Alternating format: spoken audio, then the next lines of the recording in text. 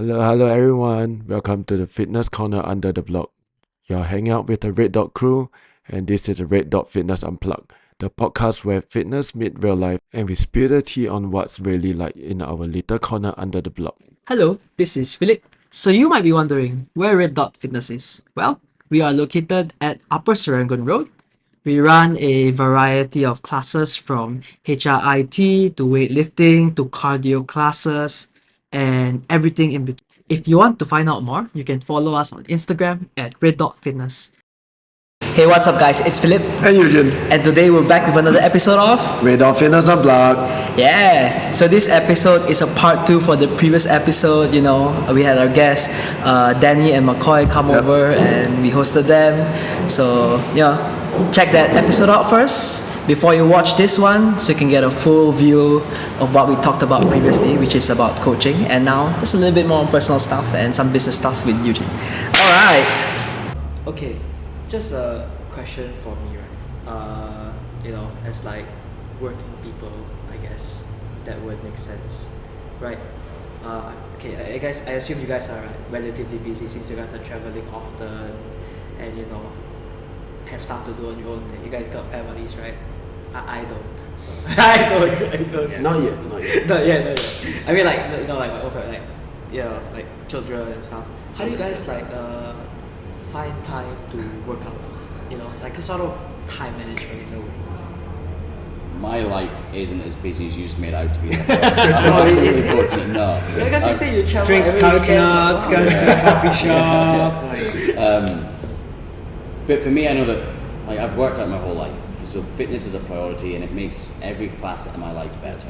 So doing CrossFit, getting in the gym, it makes every facet of my life better. So if it's important, you do it every day, and if it's important, you make time for it, you prioritize time for it, and it's. Jiu-jitsu, we talked about jiu-jitsu. Yep. I loved it during COVID, and then I let myself not go for a week. And then I started to fall in love with the feeling of my neck doesn't hurt anymore. Yeah, I know, right? My joints are okay, and it's a bit hot to have a gi, and my class is at 4 p.m, but I've not sent that email yet. And it was, once I fell out of that routine, it was easy for me to then take a couple of years off, and then it makes it even harder to get back in. And with fitness and CrossFit, I'm like, I never want to be in that position, so I always go in and do something. Just like Danny said, is what makes it what makes me keep coming back is not only because it changes everything in my life, but I make it more enjoyable now. So again, my days of trying to be competitive, punching myself in the gut as hard as I can with intensity every single day. There'll be days when I go in and I'll go, I'm gonna go at 75% today, but I'm gonna try and do these movements. I might modify or scale some movements because I don't really feel like getting upside down and walking on my hands today. And just making it more fun and meeting me at where I'm at physically, psychologically, allows me to maintain consistency, and also makes me sure that I'm not falling too far away from that routine, because once you break the routine, it's harder to restart it again. You've got to try and, for me anyway, I try to keep the momentum going. So finding time, I try to prioritize time. I also try and get it done first thing in the morning. So I get up, go to the beach, walk the dog, and then it's after that I'm going to the workout, and then I can start the day with anything I need to do. Because I know for me as well, if I leave it till the evening, 4 p.m, 5 p.m, like my jiu-jitsu class was, it's easy for me to talk myself out and go, I'm tired now, it's a long day, I need to have a coconut down the beach. I'll do it tomorrow, I'll just catch up tomorrow. Yeah. And then tomorrow's a busy day, and the next day's a busy day. Final thing is have an accountability buddy, have like a training partner, somebody that you can go to the gym with and hang out with. And when you're feeling like you want to have a day off, or you're stressed out, or you've got that email to answer, it's good to have them sometimes going, dude, we can go and we do a quick session, we can get in there, it doesn't have to be a full 60-minute class, we can just get in and do whatever. Like yesterday, for example, I went in with my buddy, we did 6 sets of 4 bench press, and then we just talked and chewed the fat and went and had a coffee, and I was like, it's better than doing nothing. So I would echo all of those sentiments, but I probably implement them more poorly. But yeah, I can't train in the evening. Like, it just doesn't work with my life. I've got 2 kids. I homeschool them, so my time is sort of fixed around those sort of things. But I mean, I can see out of my window, there's my bedroom window. There's a beautiful rice field, and then there's 3 gyms I can see from my bedroom window. Oh, that's cool. Right? And I'll sit. Sometimes I'll sit in bed at night time. My wife just be whatever, sitting watching a show or something, debriefing over the day. And I'll see people in the gym there just grinding it out at 9 o'clock at night, and I'm like, good on you, like good on you. Yeah. If you can do that, that's fantastic.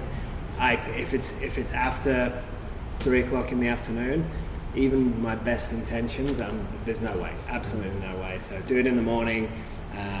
We do stuff at home. I'll do stuff at home with the kids. We've got like parallettes and like a little pull-up bar, and do you guys know what rope flow is? It's like rope flow. Yeah. Like even if all I do is bugger around and play with that stuff, then I'll do that, or and then like I say, there's a handful of gyms that are so close to my house. I can see 3 out my window, but there's probably another 7 that if I could just look through a wall over here, there'd be like another 7. So I train in one of those gyms, and me and my wife go together, so that's like our little she's my accountability partner, so she probably pushes me harder than anybody would anyway. Like she's the one that's like, come on, we're going to the gym. And that's so okay, sweet. I'm just gonna do another lesson with the kids. She's like, arse in gear, get on the motorbike, let's go. So absolutely. But I agree. I do prefer to work out in the morning. You feel fresher. It's just done then, right? Yeah, Like, get done there's no and over excuse. with. So many excuses between now and 4 o'clock in the afternoon. Yeah, get it done and over with, and then start the day. Yeah. Oh, okay. For me, I'm the opposite. I wake up in the morning. I just like to be. Nice and cozy. Then okay, That's because you're the closest to a teenager in this group right now. Yeah. So you've still got all that teenager vibes that's so close. Laying in bed till 1 o'clock in the afternoon doing nothing. Yeah, sometimes I'll wake up and I've been trying to kind of fix my sleeping schedule in a way, wake up and okay, if I'm not morning shift today, let's wake up at 8 and do something productive. Then, I look at 8, it's like, You look at your clock at 8 o'clock and roll your eyes? look at it like, okay. How old are you? How old are you? We take a wild guess, how old do you think I am? 23? Okay, actually really close. Yes, I am 33 this year, now that you say. What are you? 33 this year. Yes. 33. Yeah, okay. There you go. See, you're the closest to a teenager, I know, right? It's still there. It's still in you. I'm trying to fix that bad habit of just falling back asleep in a way. Maybe you're right. Maybe I should, in the morning, just make it a habit to kind of, even if it's not working out, go out to take like a walk. Yeah, man. If it works for you though, if you're like, if the Yeah. routine works for you, keep in your routine. I wake up at 5:30 every morning religiously, and I'm down the beach for 6. That's the military background. That's a military, brother, yeah. I'm like, drop a willing. If I'm not out of bed by 5:30, I've wasted the day. It just works for me. I like getting up, I like being at the beach, watching the sunrise. I have a coffee, I've got friends down there, we hang out, and then it's like, okay, now I'm going to leave, go back, and go straight to the gym. And that routine just really works for me. And then by 8:30, I've hung out with some friends, I've had coffee, I've walked the dog, and I've worked out. Now whatever happens the rest of the day, if I have a total disaster of a day, I've ticked off the most important things for me. It's like, cool, I've socialised, had my morning coffee, I love my morning coffee, and I got a workout in, and the dog's been out in nature. So that works for me. But if it didn't work, and I lived in a busy city, and I had to get up and take transport and get to work and be in an office for whatever time, then I'd have to make it work in the evenings. And I've been that person. At 8 o'clock, 9 o'clock. I've been that 8 grinding it o'clock, out. 9 o'clock person at night, and it sucked. And then you finishing your workout, trying to get some post-workout nutrition down you before you go to bed. And but that's whatever works for your routine, whatever you enjoy. And that morning routine. I flew back from London to Bali. I was there recently early because I wanted to do my morning routine on the Monday morning, because it's a great way to start the week. I was like, man, I'm going to fly back. Instead of flying back on Tuesday, I'm going to fly back on Saturday, so I land Sunday. So I start the week doing my morning Just routine. mentally, that's Yeah. better, Yeah. right? Like Yeah. it's like a new week, fixed on- new day. You're back into it, Yep. and it's cool. Yeah. Meanwhile, you're throwing the alarm clock across the room. Let me ask you this. whatever. Go. works. What's the first thing you do when you wake up at 5:50 a.m. in the morning? It's the first. I have a glass of water. Glass of water. Yeah, glass of water or bathroom, one of the two. Yeah, that's it. I just wondering, cause for me like when I have to wake up at 5:30 when I have a morning shift, I kind of have to fight for my life to get out of bed. Okay, I gotta be there like 15 minutes before class time. Okay, let's go. So sometimes it's a really bad habit of mine. I'll just scroll through Instagram for a little bit. Okay, it's been 2 minutes. Okay, let's get out. It's been my routine for so long now. I wake up with like my alarm a lot of the time. It's like I wake up naturally at that time, and if I hit that snooze button, I don't feel tired when I wake up at that time. But if I hit that snooze button, then it knocks my whole routine a little bit right, and then I don't get as long down the beach, and then I feel frustrated. I feel rushed. And then I'm like rush back to the gym, and then I'm always kind of chasing my tail. So it's like when it goes off, get yourself up, get down there. And also I love it. Like I enjoy the routine. So it's like this is worth it for me when I do this. If I'm waking up and I'm doing something that I don't particularly want to do, then maybe it's going to feel more like hassle and stressful. But I'm really fortunate I'm able to have a morning routine, which I love.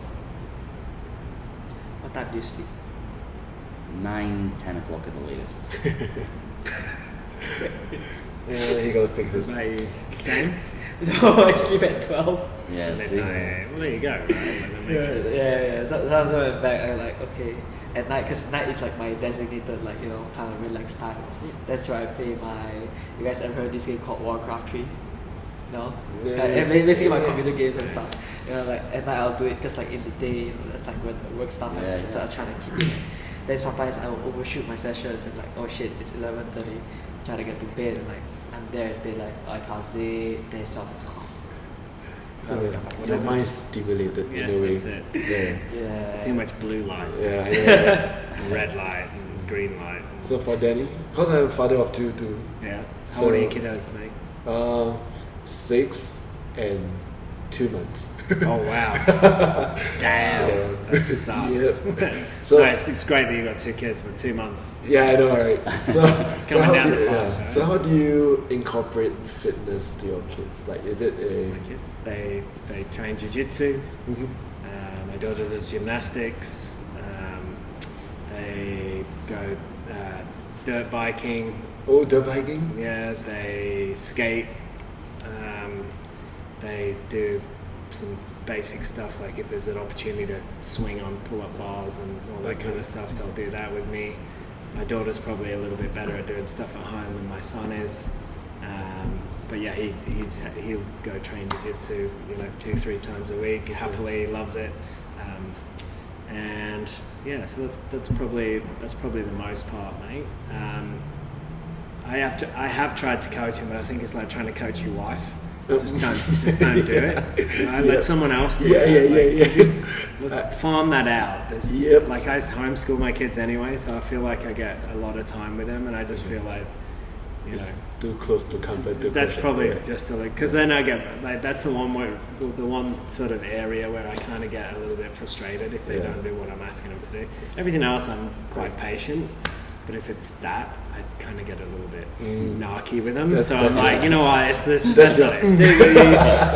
It's too close to home. Everything else I can deal. But yeah, and just trying to, if they see mum and dad go to the gym, then they're more likely to go to the gym. If they see dad go to jiu-jitsu, then they can connect with it. Like if I'm not going to jiu-jitsu, if I don't train it at all, and then I tell my kids they've got to do martial arts, it's like, that's weird. Like, okay, cool. They don't even know what it is, and you're like, you must do a martial art. You got to go to martial arts. You got to go to jiu-jitsu.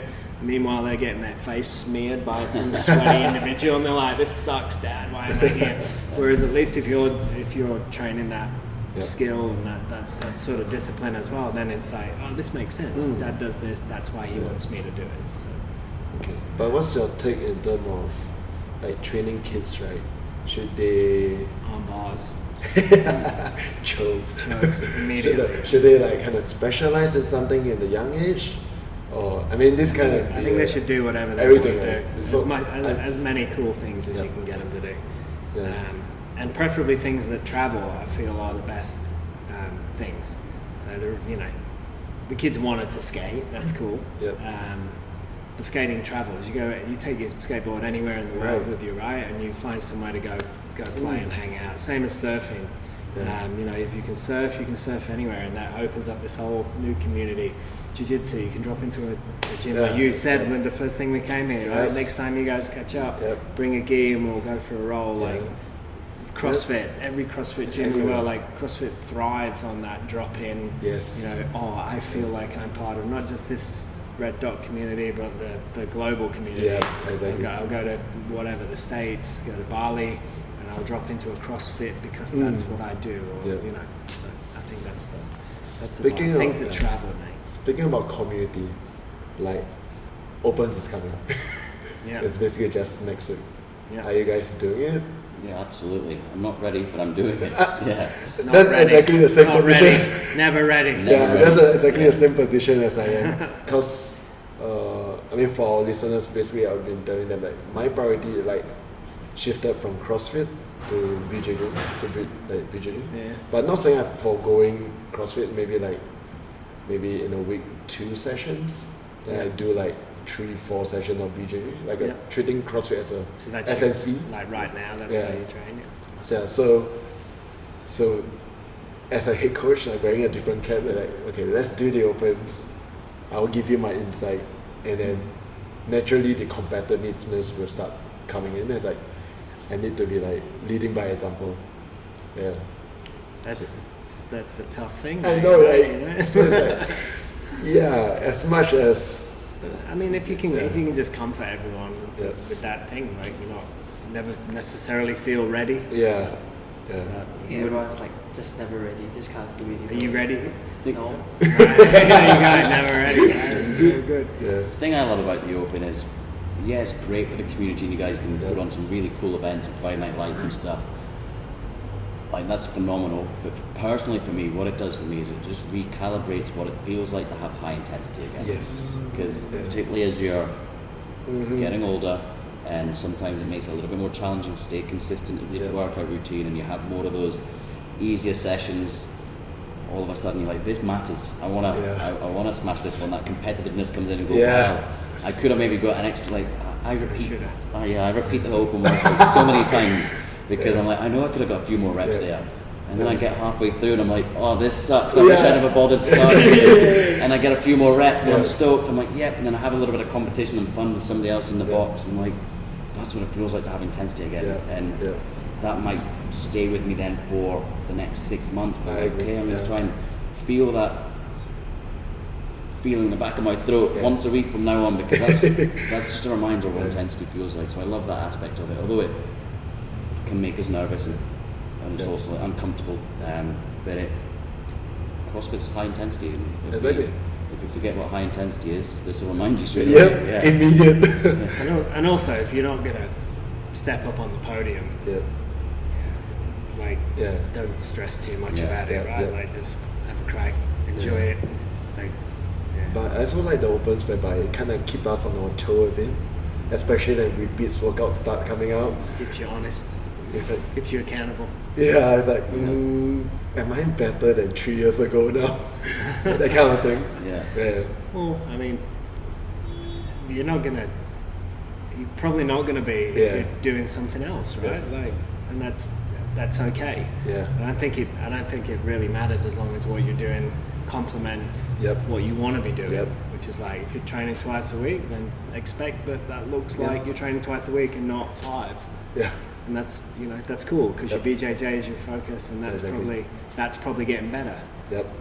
And what you're doing is probably maintaining that, you know, and advancing it maybe even as well. I agree. Within the last year, Brett kind of planted a seed, was shifting my kind of mindset on training in general, where he asked me, he came over to Bali actually and took him to Jati Bui, and he had a great time on there. And he's told me that his goal for last year was to try and deadlift 200 kilos. He never deadlifted 200 kilos before, but he thinks that if he was to put in some structured training towards it, it's achievable. Yep. And I was like, that's a good goal. I was like, I don't think I've got a 200 kilo deadlift in me right now, but I've always felt like I could get that back at some point if I wanted it. Yep. And then I started to realise, I went into the gym and I tested it, and it was like 175, 180 mark, and I'm like, oh, that was really challenging. And that like the risk of injury, Like, expedite. It wasn't easy. And I actually need to do some work to get that to 200 kilo.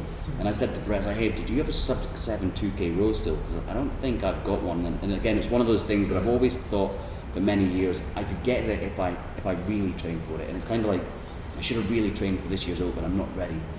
And like I'm 42 years old next week, and it's like the last 12 months I've started to realise I might never have a 200 kilo. I might have peaked already, and I'm holding on to my fitness for as long as I can.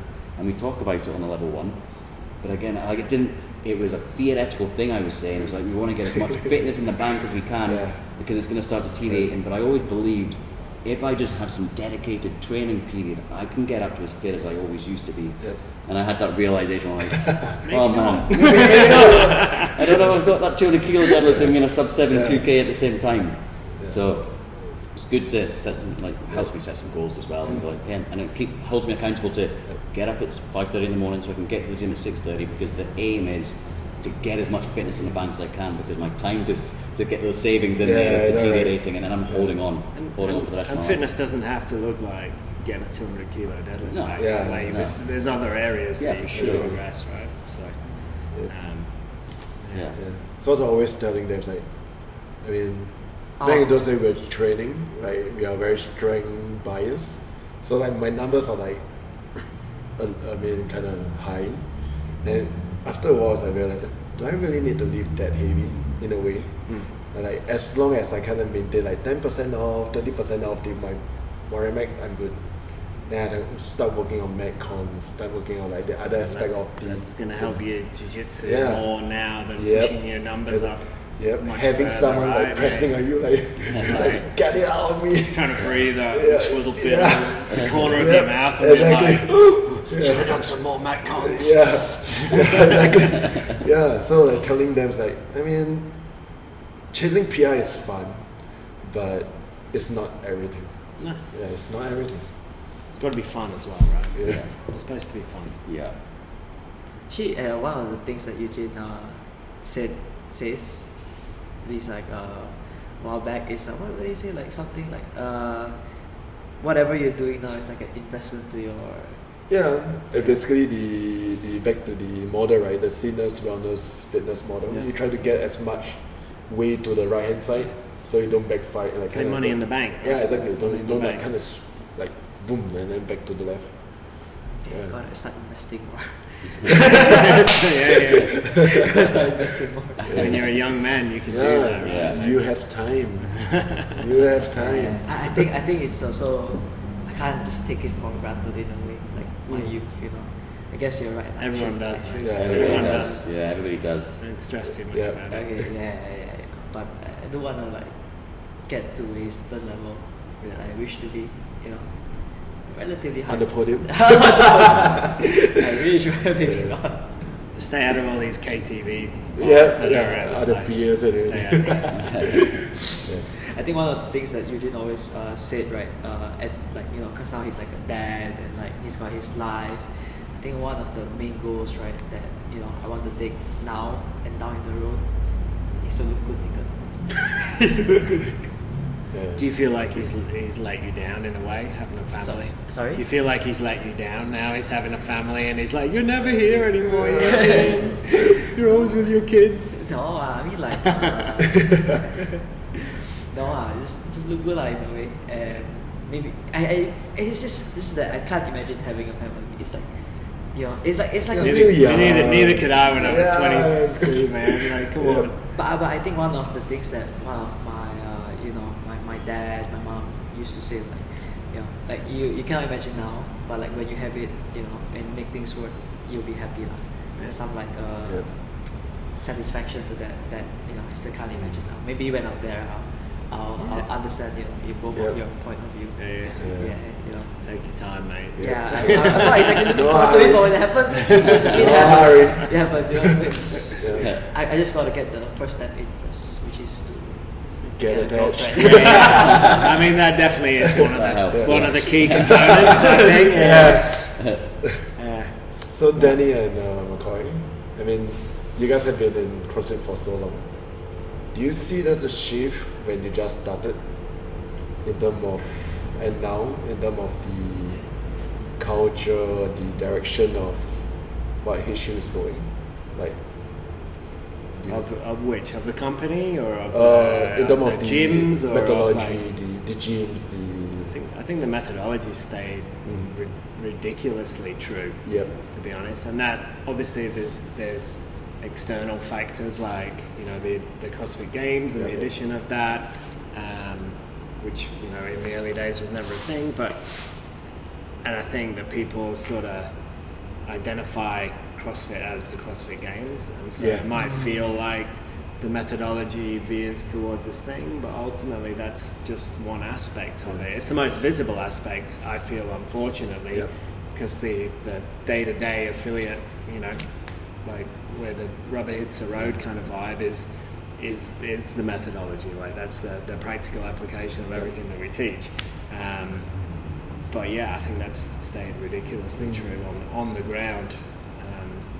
I don't know. What do you Yeah, I fully agree. The methodology is exactly the same as it was when I did my level 1 way back when. The big difference, I guess, is like I started around 2008, 2009. There was no CrossFit gym in the area that I was in at the time, so I was going into a global gym, like a military gym. All like military gyms all look like global gyms back in the day. So I was going into this military global gym, Googling CrossFit benchmarks. Okay, this is what it is. I'm going in and I'm trying to copy those movements after watching YouTube videos. I entered 2010 CrossFit Games. I think it was sectionals, was it called back then? Sectionals. Sectionals. Yeah, So sectionals. I entered just so I could go meet other people doing CrossFit. So I don't know. I have no idea what this thing is about. And I'm reading the L1 manual and immersing myself in the information, and I'm obsessed with it. But I'm like, no, I haven't seen anybody else doing it, and I was watching just YouTube videos to try and get my stuff. And then went to go meet other CrossFitters, and then from there it was like I was traveling around the UK to one of the 5 boxes that we had at the time, or however many there weren't very many, and travelling up to Manchester, which is a 4 or 5 hour drive from Portsmouth, to go and check in and see Carl Steadman at CrossFit 3D. And then I was like, wow, that was cool, we'd do a few workouts and I'd drive all the way back. And those days have changed now. You don't have to travel so far. On our way to this gym today, we passed two other CrossFit boxes at least. And I'm like, that's awesome, it's cool. But the other thing then that happens is all affiliate owners have our own sort of different ways of portraying the methodology, although we're staying true to the methodology. Every gym is different, so you get the fancy shiny gym, to the old school spit and sawdust gym, to the one that only uses kettlebells. It's still delivering constant varied functional movements executed at high intensity, and I dream of the day where we have as many CrossFit boxes as we have Starbucks coffee shops or something. It's like we're not. McCoy has a dream. Yeah, I have a dream. But like every office block has a CrossFit box like in there, and all the staff have an hour during the working day to come down and attend one of the classes, and that'd be awesome, because the world needs it. But we get lost sometimes in thinking that our competition is the gym down the road, and then we focus on, well, I'm going to do it differently because my way is the better way, and it's like we're all doing the same thing, we're all changing people's lives for the better, and more of us out there doing it better. Right. Then, because as we know, right, I mean, fitness industry is it's always changing in a way. To me, it feels like it's just repackaging and just make a new product out of it and then come up with something new. They're just looking for, exactly. It's just exactly what is old becomes new again. And they're just trying to entertain people and distract people from the underlying message, or just try and keep people, inspired in a way. Like that's what a new program does, right? That's why people hop from one program to the next. That's right. It's because they're lacking that intrinsic motivation to go just stick with the grind, and so they're going to jump to this new thing. This new thing, like you say, it's probably just repackaged stuff anyway. So now everyone does high rocks, right? Everyone wants to know us. We don't do CrossFit anymore, we do high rocks now. You're like, really? Yeah, it's like cool. It's like kind of same, but you pretty much just lifted a whole bunch of stuff from there and then just made it really long. Okay, cool. Like if you follow true CrossFit program, Yeah. the methodology is consistent with what we Yeah. teach, then you're going to hit all that sort Yeah, of time exactly. domain stuff anyway. Yeah. The difficulty is CrossFit gyms, probably a lot of them don't, because they'll bias their training towards a certain Yep. aspect Style, of yeah. it, so then it becomes less true to the Yeah. the Yeah. actual methodology that we're trying to Deliver, to right? deliver. Exactly. Yeah, because last year our gym, like, kind of tried high rocks the first time. I mean, we do not have like huge space and equip like skier and stuff for now. But I'm like telling the guys, it's like, you guys don't need to worry about. If you can row and you Yeah. can run, you don't need to Yeah. practice skier Yeah, exactly. for high rocks, right? Yep. Just grab a hold of the things Yeah. and have a crack at it. Like it's no different. Yeah. The fitness is the same. Exactly. So, farmers carries, sweet. Okay, I've Yeah, never, so done, was- never done those before, right? Wall balls, cool. What are they? Is there Yeah, something exactly. new that they But if you invented for follow- high rocks? It's like, come Yeah. on, like, Yeah. same So, stuff, man. so I was telling the members, like, you don't need to worry about it. Yeah. Like, if you're coming here consistent enough, Yeah. I mean, As long as you got that, Like as long as big- you got some running fitness. like being a okay. CrossFitter, basically an all-rounder, not specialized in anything, you won't die in high No, rocks. you're not gonna die. Yeah, I mean, of course, if you say you want to put in high rocks, that's a different ballgame. That's a different ballgame that you're talking about. But you won't be the last, for sure. But again, how do you? What's the holdback? What's going to stop you getting on the podium? Your running sucks, Yeah. probably. Yep. So if you want to do that, just throw some extra running in, Yeah. get a bit of speed on there. Everything else is And it just little, fits in. little snippets, right? Yep.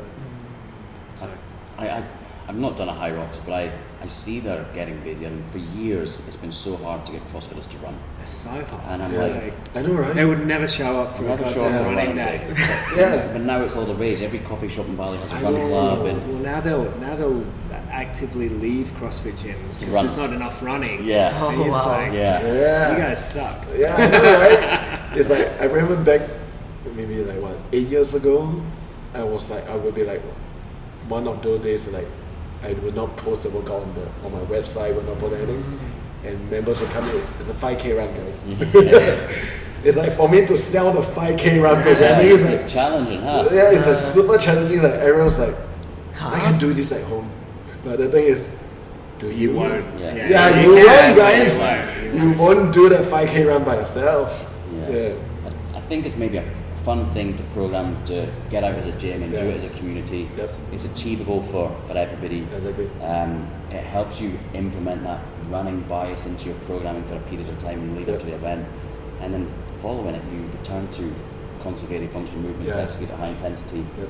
And I think, I'm going to butcher her quote, but Nicole Carroll says it best when she says, like, I fear the day that we have so far distracted ourselves with the new trend, whatever that may be, because the fitness industry has been notoriously the biggest fad industry in the Yeah. world for Yeah. years, and I've been training people since 2004 in the military, and I've seen boxercise, spinning, I know. aqua aerobics, all these things come and go, body pump, body Yeah. combat, whatever. Yeah.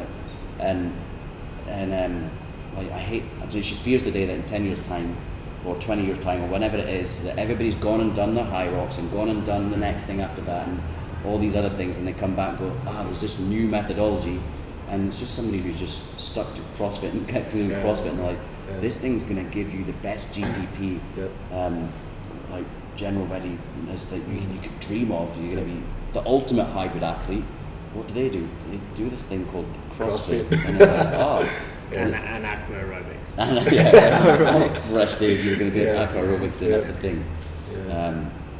So yeah, it works, and like Danny said, people get distracted and they think, okay, I need to now tweak it to be longer, and it needs to be running every day, it needs to be high rocks, so they tweak it to, I see what the games athletes are doing, they have to have strength A, strength B, followed Yeah. by Metcon C, Metcon D, and cram too much in, and the coaching then deteriorates because you're now having to just facilitate, Yeah. get people through, and so go to a gym, does CrossFit, has the highest quality coaching, is going to succeed.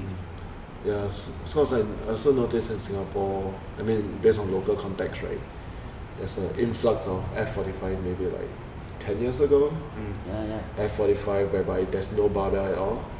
Those people who do F45, they realize, they get certain kind of fitness. It's like, I need more. then BFT start coming out. There's a barbell involved. Okay. Then people from F45 shifting to BFT kind of way. Then now there's this new thing called Rival, and they are doing a bit more power cleans, toes to bar, keeping toes to bar. Then it's like going to high rock. It feels like gonna move in a full circle, in Back a to way, CrossFit. back to CrossFit. Because everyone's getting more fitness in a way. What's more? And the people that skipped out of CrossFit to do F45 in the start are the same people that will skip to, like you say, to BFT because there's no real progression in F45, right? So then when you run out of that initial everybody improves on any program kind of vibe, that sort of beginner's gains, then all of a sudden they're like, I kind of like that, but I want something with a bit more progression. And you're like, dude, you just left that. Anyway, you just forgot. You just forgot. You're just like chasing shiny things around the room. It's like, well, look, there's one over there. And then, like you say, they end up coming back to the start anyway. And That's what I feel. McCoy said. That's what I feel. So I feel that I totally agree. Like the more gyms around us, the better it is. In a way, At least there's more people doing fitness stuff, right? Yeah. Like there's a bigger pie to kind of eat out of. Actually, I've got this like question, right? So back in my poly, tertiary education, like after high school, so I took a diploma in sports and exercise science. Okay, so one of the things that my lecturer told me that I still think about to this day, since I came here, is that every methodology there's always something that's like weak point or not complete in a way, if that makes sense.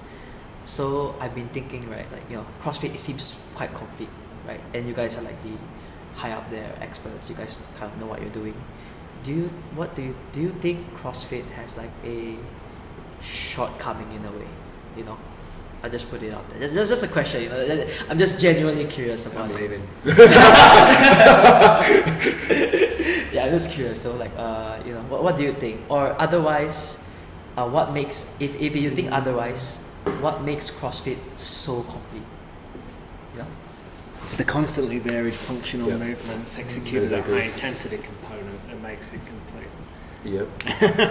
I agree. What's missing? I don't think there's much missing in the methodology, but I think there's some missing in the implementation, which is what we've said. If the more you bias the program to a certain area, then the more you miss out on the other things. So what people were missing to do high rocks was long steady state stuff.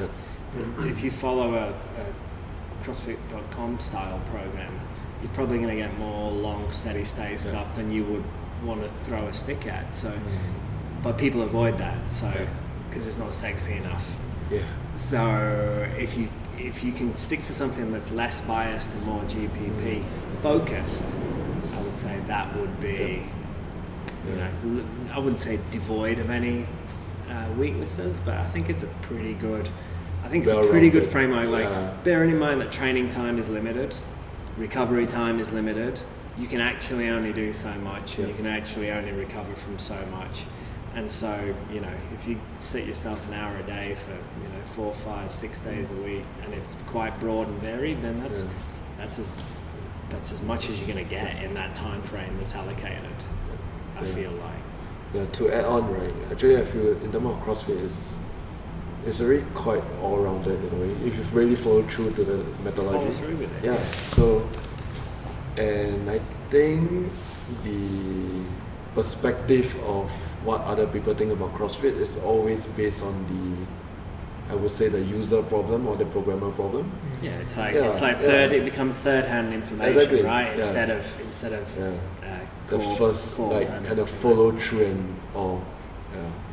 Seven coaches down the line, they're delivering it in this way, and then your experience of that seventh tier of coaching is, CrossFit's this.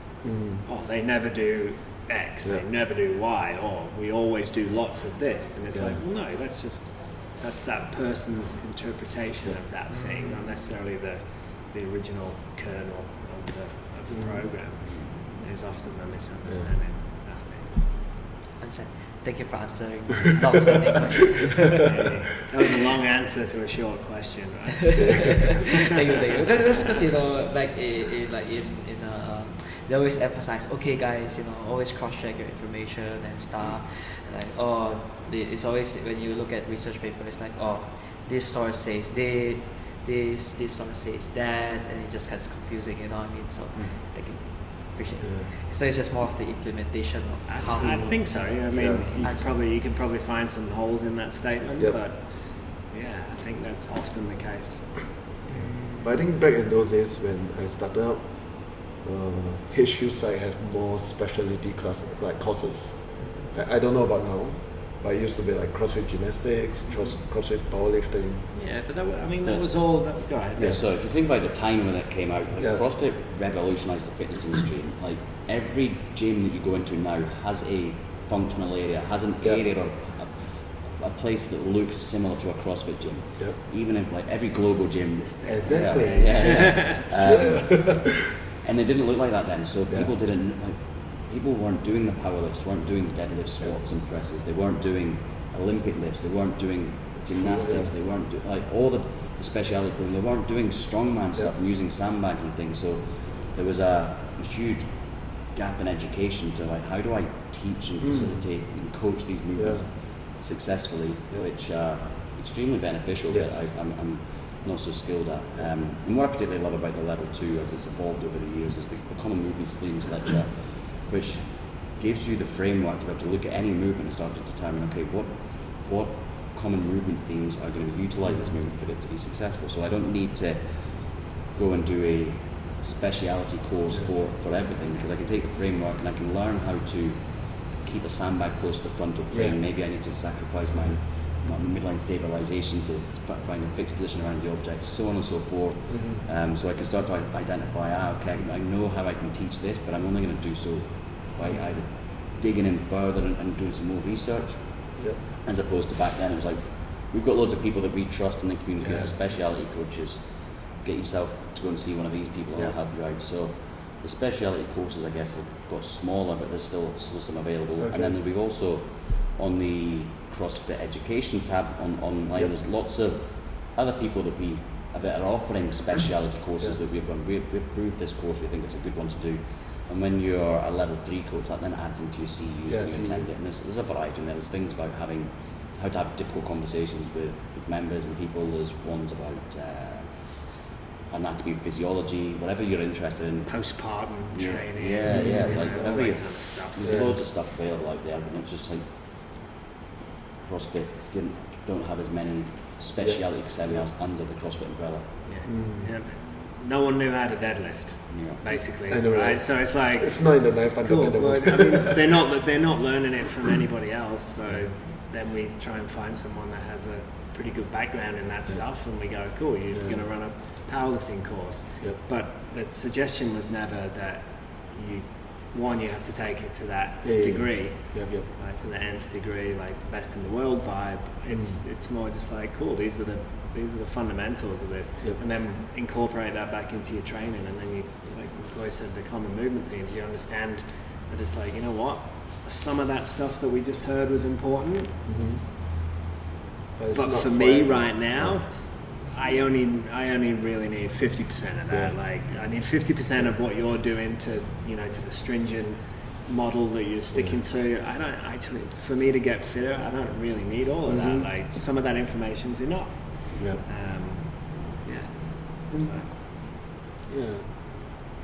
Us doing courses is cool, right? It's more fun, it's fun, right? Like it's good to connect and learn some stuff, why not?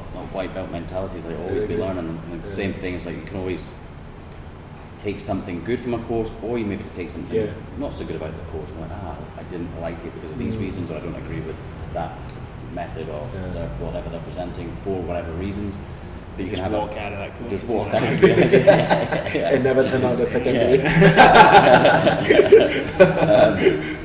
But like there's so never stop learning. We're not, when we're done learning, we're done. It's like you've peaked now. Now you're going to be unconsciously incompetent with the glass ceiling that you can't break through because you're not willing to keep expanding your mind. Yeah, Always be learning, always be flexing. always be flexing. I've got one quick question. Oh, Go for it. Okay, so now I'm L1, right? Okay, so I asked this guy, right? This guy. Why is my boss? Okay, I go L1. What's the one tip you have for me? Then he told me, study. So now I ask you guys, right? When I go to L2, what's one tip you will give me? That's all. Coach. Coach. Coach. Because when you come to the level 2, we're going to be giving you feedback on your coaching. So, like, you're only going to learn a style of coaching by getting on the floor and coaching. And some people will maybe do like the level 1 and try to come for the level 2 immediately. And I did that. So I loved the L1. I was like, that was awesome. Then Sign do me up to level the two. next available L2 in the UK, because they weren't as frequent as they maybe are now. So I only had like 6 months of CrossFit coaching essentially, but by the time I did my level 1 to level 2. But luckily I had 8 to 10 years of being a physical trainer in the military and coaching, so I had a coaching style. Whereas if I hadn't done that, I'd had too much limited experience of coaching, that when Danny gives me loads of feedback at the seminar, that feedback probably would have been irrelevant in another 6 months of coaching experience anyway, because I would have figured some of those things out. Yep. So the staff are going to meet you where you're at when you come to attend the course. So what you want to be able to do is, like, I have ironed out as many errors as I can in my coaching. I'm ready for this, and Eugene's done the L2 multiple times, and every time we meet you at where you're at and you get feedback relevant to your coaching ability at that time. So there's no shortcut to getting better than doing the thing that you want to do. So, like, get on the shop floor, coach as much as you can, and then get on an L2 and we'll meet you where you're at and give you the most relevant feedback for you to continue in your growth and your journey. I would say, show up with the mindset. It's like how people show up often is with the idea of protecting what they currently do. So they feel like they're under test conditions, like if I stuff up this, then I'm in trouble or I fail the course. What you should be turning up with is the experience of, cool, how can I get better? Because I'm struggling with fixing this. I made this mistake trying to coach this person. I had a real hard time trying to fix this particular movement. I'm going to the course to learn some things to make me better, versus I'm going to the course to defend what I can already do and not just be like, no, well, normally I would already do it in a different way actually, so you're wrong. Like, it's not that. It's like, no, come to be better, and come to be open to the fact that if you can be coachable, then you'll be a better coach. And be vulnerable, because the feedbacks will start flying in. It's like, Bring a pen. Okay, let's do it better next. But it is, that's the point, right? Yeah, The L2 is to make you a better coach, not just to prove that you were all, oh, you know what, Phil? No feedback for you. You're already there. No one's walking away with that experience. And if they are, we've done a terrible job. Like, that's a terrible job. So you're not here to prove anything, you're here to learn something. Simple as that. That's that. Yes. I guess we kind of talked quite a bit in a way to close this whole thing. Let's right? get some food. But before that, what's your pet peeves in coaching? Oh my god. That would be fun. Is that a quick one? Like, Quick one. Is that a long one? One thing. One pet peeve. One pet peeve. The most, like, Alright. up there. I listened to a CrossFit training video on YouTube, and Denise Thomas says on it, you don't have to look good, but you can't look bad. Or you don't have to smell good, but you can't smell bad. And she has some breath mints or whatever. And that's my biggest pet peeve, is when the coach isn't wearing a coach's uniform as such, whatever that may be, whether it's just a branded box t-shirt, or they're wearing thongs or flip-flops or sandals, or they've just worked out and as they come into the whiteboard, they're putting on their sweaty t-shirt. I'm like, coaching is my profession, so do it professionally. Yep. And that's my biggest pet peeve, is when the coach looks like they're disinterested, on the phone, not wearing the right uniform. Like, flip-flops are a big one for me. I'm like, man, why are you wearing flip-flops to teach a class? And that just naturally tells me that this coach would probably rather be doing something else, be elsewhere, or didn't come ready to devote his care and attention to me as an athlete for these 60 minutes. So yeah, that's my biggest pet peeve. Okay. Danny?